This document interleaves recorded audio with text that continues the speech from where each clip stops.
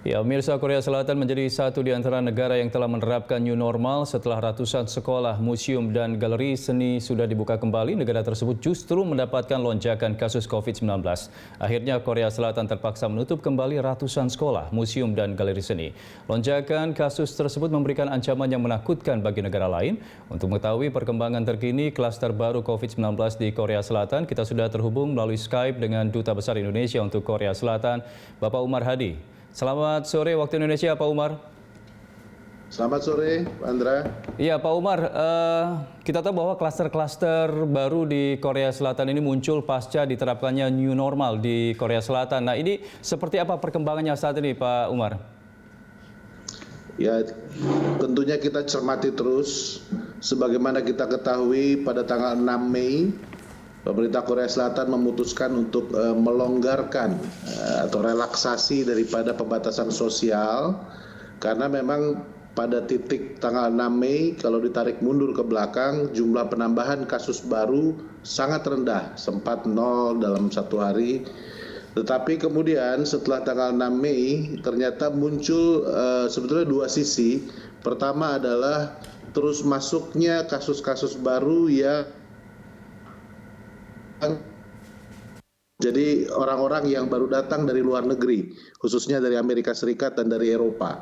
Nah, yang kedua adalah klaster-klaster baru penularan dalam komunitas sendiri.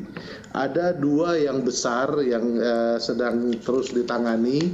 Yang pertama adalah yang terjadi di kawasan Itaewon, kota Seoul. Itu terkait dengan satu tempat hiburan malam. Ya, sampai sekarang sudah dites 83.000 orang dan yang 270 kasus yang terjangkit di situ. Yang kedua ada satu logistik center dari satu perusahaan retail online sedikit di luar kota Seoul. Itu sudah dites hampir 5.000 orang dan kasus yang positif di situ 112 kasus. Karena itu mulai tanggal 29 Mei pemerintah Korea Selatan kembali menetapkan pengetatan pembatasan sosial khusus di kota Seoul dan sekitarnya. Oke, Pak Umar, sebelum terjadinya klaster-klaster atau munculnya klaster-klaster baru ini kan new normal di Korea Selatan ini kalau tidak salah, koreksi kalau misalnya saya salah, ini menjadi contoh negara percontohan untuk new normal di dunia. Nah, seperti apa sebenarnya berjalannya new normal di Korea Selatan ini, Pak? Ya, sebetulnya pada tanggal 6 Mei ketika memberlakukan relaksasi itu juga diumumkan atau diterbitkan satu pedoman hidup sehari-hari. Jadi misalnya yang saya ingat persis itu untuk fasilitas keagamaan. Ya, itu rinci sekali. Jadi orang kalau datang ke gereja atau ke masjid harus pakai masker, jaga jarak, jadi rinci. Dan yang paling menarik itu sebetulnya harus ada daftar absensi yang setiap orang datang ke gereja atau masjid harus nulis nama, nomor telepon. Jadi sangat rinci. Tetapi memang mungkin ya namanya kan sesudah 2 bulan lebih orang cenderung tidak keluar dari rumah. Ketika dilonggarkan barangkali ya banyak yang saya juga perhatikan seperti misalnya tempat-tempat olahraga itu di taman-taman itu langsung rame ya gitu. Lalu juga tempat-tempat hiburan langsung rame, restoran-restoran. Jadi itu mungkin yang perlu kita perhatikan juga dalam konteks kalau di tanah air mau kita longgarkan.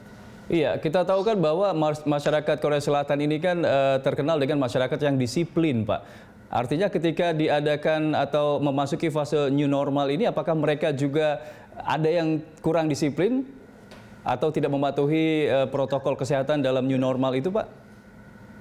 Sebetulnya disiplin tidak disiplin itu relatif ya. Kan juga ada soal kesempatan, seperti misalnya tempat hiburan malam. Tadi saya katakan di kawasan Itaewon di kota Seoul. Ya bagaimana memang itu begitu rame, mungkin orang lupa diri kalau sudah happy-happy di situ kan ya. Tetapi juga penting saya sampaikan bahwa penanganan oleh otoritas kesehatan setempat cepat sekali. Jadi begitu ditemukan satu langsung klaster baru langsung diisolasi, langsung ada testing begitu cepat, lalu kontak tracing dan perawatan di rumah sakit. Jadi sekarang kan ini kita lihat perkembangannya juga tidak terlalu menakutkan seperti yang kita bayangkan beberapa hari yang lalu. Ya, artinya ketika fase new normal itu, apakah pengawasannya juga ikut dilonggarkan, Pak, dari pihak kepolisian atau juga penegak hukum lainnya ketika terjadi keramaian begitu, dibiarkan saja atau seperti apa sebenarnya? Jadi kalau di Korea Selatan ini kan tidak pernah diberlakukan lockdown, itu nomor satu. Juga tidak pernah, bahkan pada masa yang disebut pembatasan sosial atau social distancing campaign, itu tidak ada unsur paksaan. Jadi yang pemerintah bisa lakukan adalah menutup fasilitas-fasilitas umum yang dikelola oleh pemerintah, kantor-kantor pemerintah, pusat-pusat pelayanan pemerintah. Tetapi fasilitas-fasilitas swasta seperti misalnya restoran, bar dan sebagainya hanya diberi pedoman. Soal kalau ada yang tidak taat ya memang tidak ada hukumannya pada waktu itu. Tapi sekarang mulai tanggal 29 Mei mulai ada ancaman denda khusus di Kota Seoul, khususnya untuk tempat-tempat hiburan. Oke, jadi lebih mengandalkan kesadaran warga sendiri, Pak ya. Baik, Pak Umar, kita akan lanjutkan lagi dialog kita setelah jeda berikut ini. Pak Umar, tetap bersama kami di Prime Time, Pak Umar.